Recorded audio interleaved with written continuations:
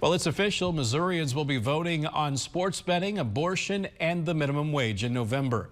Secretary of State Jay Ashcroft approved the 3 petitions today. Our Missouri Capitol reporter Hannah Falcon is breaking down what Missourians will see on this year's ballot.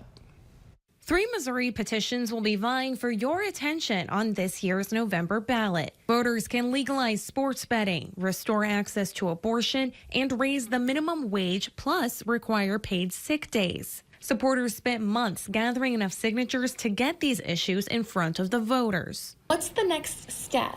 Our volunteers will be out on the doors, communicating with voters, doing voter forms, just working through our coalition to make sure that everyone knows that this is on the ballot. All of Missouri's neighboring states have legalized sports betting. Sports betting analyst Jeff Secondi says Missouri is unique in that it's the professional sports teams pushing for the amendment. Professional sports teams that are beloved, I'm sure, by people in the state, and that can now take this initiative and pitch it to their fans, of which there are thousands throughout Missouri. So they might be able to mobilize a very significant voting bloc here. The most controversial ballot question approved is the one that asks whether Missourians would like to restore abortion access. Missouri was the first state to totally ban abortions following the overturning of Roe v. Wade. This campaign is about who gets to make personal and private decisions about pregnancy and abortion care.